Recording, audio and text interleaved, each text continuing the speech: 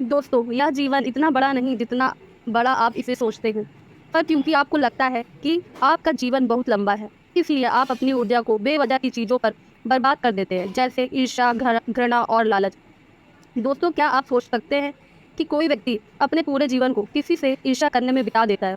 दोस्तों, आज मैं आपके साथ एक ऐसे व्यक्ति के जीवन की कहानी शेयर करने वाली हूँ, जो अपने पूरे जीवन को गौतम बुद्ध से ईर्ष्या करने में बिता देता है। दोस्तों, वह व्यक्ति बुद्ध का भिक्षु भी बना और रिश्ते में वह बुद्ध का चचेरा भाई भी था और उसने बुद्ध के साथ ज़्यादा समय भी बिताया, लेकिन फिर भी उसका जीवन रूपांतरित नहीं हुआ। जानते हो क्यों? क्योंकि उसने अपने भीतर कड़वाहट के बीज बोकर रखे हुए थे और उस व्यक्ति का नाम देवदत्त था। दोस्तों, देवदत्त ने बुद्ध को मारने की बहुत बार कोशिश करी, लेकिन वह हर बार असफल रहा। एक बार देवदत्त यह सोचता था कि वह राजा अजातशत्रु की सेना को लेकर बुद्ध को और उनके सभी शिष्यों को समाप्त कर देगा।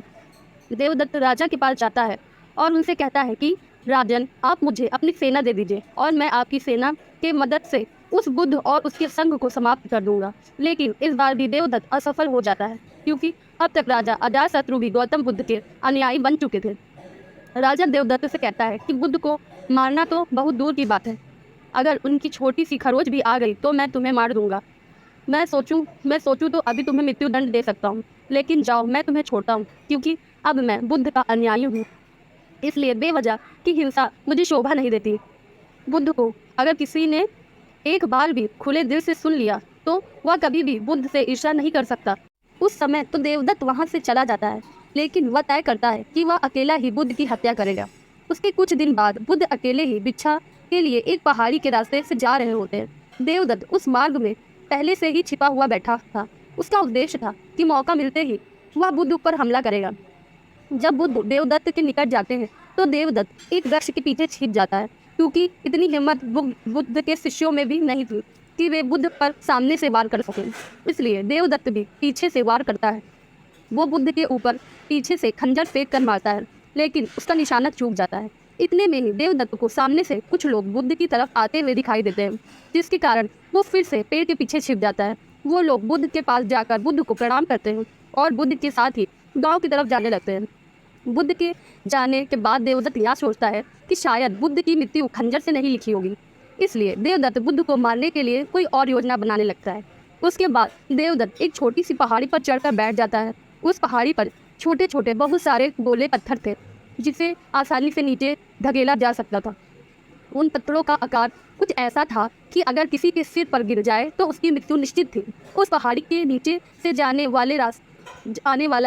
जाने का रास्ता था और देवदत्त यह जानता था कि बुद्ध भिक्षा के लिए उसी रास्ते से वापस लौटेगा।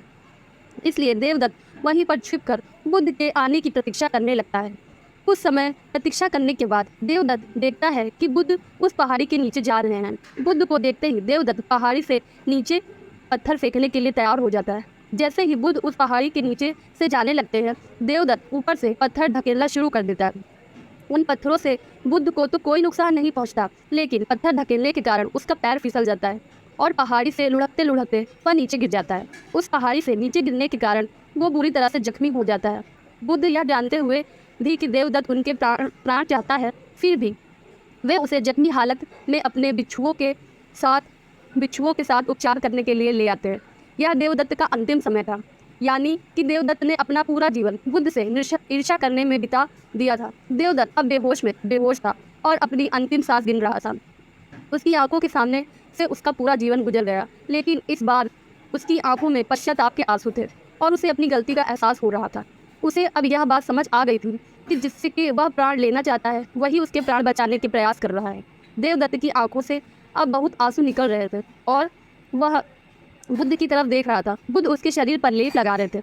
देवदत्त रोते हुए लड़खड़ाती हुई आवाज़ में बुद्ध से कहता है कि मैं आपसे क्षमा मांगने के भी लायक नहीं हूँ और मैंने आपको बहुत ही क्षति पहुँचाई है।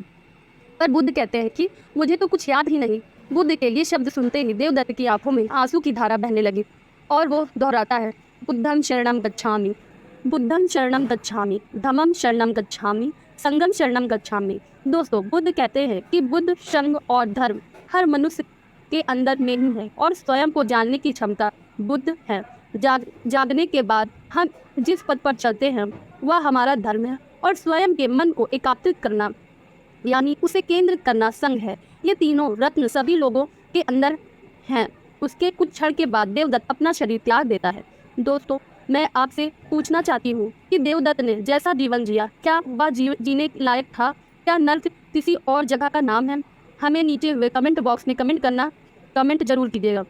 दोस्तों, वह अपना पूरा जीवन शीशा की आग में जला और अंत में उसे अपनी गलती का एहसास हो गया।